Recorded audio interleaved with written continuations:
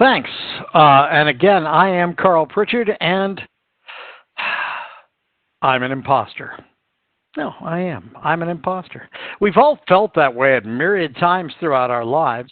I'm an imposter. You look at the roles you're given, and poof, you get into those roles, and you start believing that, well, I don't really belong here. The other people I'm working with, they're skilled professionals. Me, for crying out loud, I'm an imposter.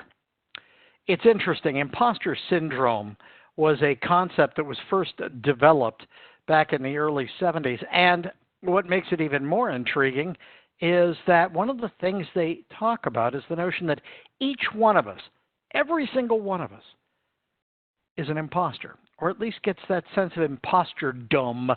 And we get that because we kind of freeze ourselves at a particular point in time. Now, you'll notice I've got 1978 up here. 1978, and I know a lot of you are like, Carl, I wasn't even born in 1978. Yeah. And we're all really impressed with how young you are.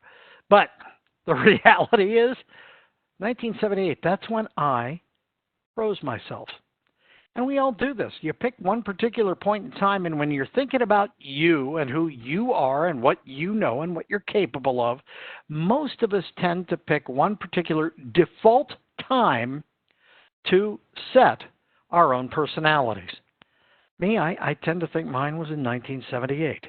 I was in college at the Ohio State University, and my life at that point was going extraordinarily well.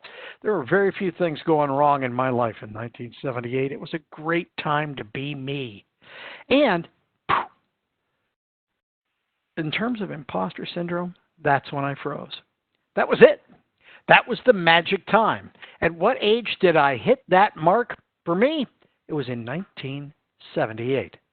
And think about that. What year, when you're defaulting out, when you're just thinking about yourself, and you just kind of get a mental picture of yourself with no other baggage, when are you? Think about that. Just ponder that for a second, because there's a year out there, there's a time in your life when you look back on your life and you go, wow, actually, I guess I froze when I was 22. You know some people who froze when they were 14. Yeah, they're still around, making us all crazy. Yeah, there are also people who froze, when they were 30-ish. But it's when you look at yourself and you say, yeah, that's me. You look at the mirror and you go, wow, I got a lot older. How did that happen? But this is one of the things that drives imposter syndrome. We tend to lock ourselves down into a particular time in our existence. We tend to be looking in that particular direction.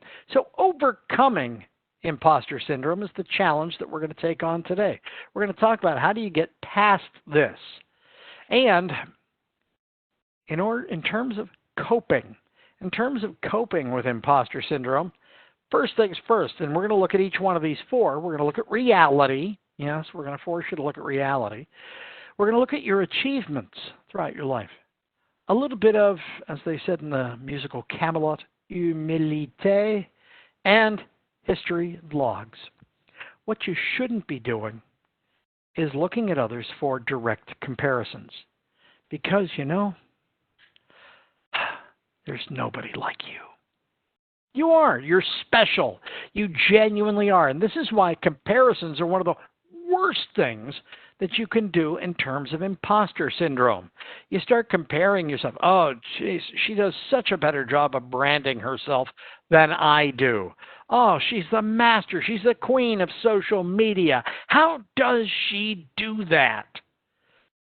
You look at others and you say, wow, they always have the boss's ear. Or look at the awards. Look at the accolades. Imposter syndrome. We cope with it in a variety of different ways. But the interesting thing is, in almost any role you take on, you're an imposter. At some point or another, you get that feeling. You're an imposter.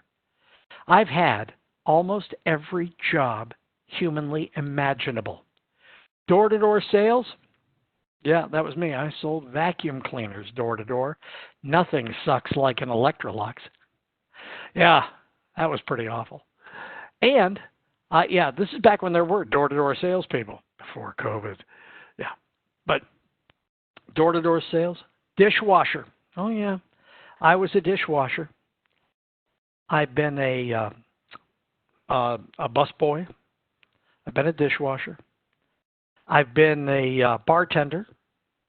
I've been the news director at a little teeny map dot radio station. I've been the news director at a major market top 5 radio station. I've been just about everything. Oh, there you go. Janet just said, my dad did Electrolux back in the 70s and 80s. Actually, your dad and I probably listened to the same shtick. You know that, Janet? That's the scary part, is they had a specific sales routine that you were supposed to follow. Every time I followed it, I felt like an imposter. The amazing thing was I followed it and I sold vacuum cleaners. And I hated it. I genuinely hated it. But what was intriguing about it was it worked. The process worked. I wasn't an imposter. I was just scared. And these are the things we're going to be talking about today. No matter what role you take on, some of you get jobs, and you get them by virtue of not necessarily work jobs, but you get them by virtue of charities you work with or other groups and associations you have. And people come along and say those magic words. They say, hey, can you, wow. And we, of course, say, oh, yeah, I'd be happy to do that. And then as we're driving home, we're going, wow, I'm an imposter. I never should have signed up for that. That was just plain crazy of me. You know, if it weren't for imposter syndrome, none of us would feel like we've grown. None of us would feel like we've improved. And to boot, once you get over being an imposter, what you often find out is you weren't an imposter. You were the best. You really were. You were high-end, best talent, best people they could have ever possibly imagined in that particular role. But for that brief moment, yeah, you still had the syndrome. And we're going to talk about how to cope with the fact that you get into that particular syndrome. Come on. There we go. Now, 1978, Clance and Imes wrote the big paper, the first big paper, the landmark paper on imposter syndrome. And note what imposter syndrome is based on. It's based on feelings. Yeah, it's based on your feelings. And the kicker is your feelings, your expectations, your interactions. You meet some people who are just plain slick. Oh, you meet them and they handle themselves in the big meeting with big management. You're listening to them going, wow, I wish I had a tenth of that. Listen to that confidence. Listen to the way they exude their, notice what you're doing. You're comparing yourself. Hi there, hope you enjoyed that last clip.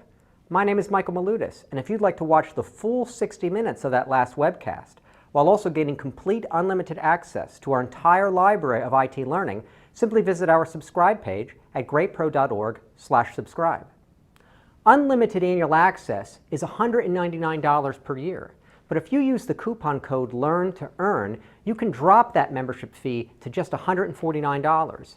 That's less than $13 per month for unlimited access to over 1,000 hours of on-demand career development, covering the entire spectrum of IT management best practices, including business analysis and requirements, software development, quality and testing, risk management, process improvement, project management, and even digital transformation. But your membership doesn't just give you unlimited access to our vast learning library. You also get free access to our mobile app, as well as direct access to our network of over 300 of the world's leading IT consultants, all of whom are dedicated to putting practical knowledge at your fingertips so that you can learn more and earn more. I hope you will join me in becoming a member of the Great IT Professional and advancing your career with us. And if you're on YouTube, don't forget to hit that subscribe button above so that you get notified whenever we publish new free webcasts each week of the year. Thank you for your time and best wishes for your continued success.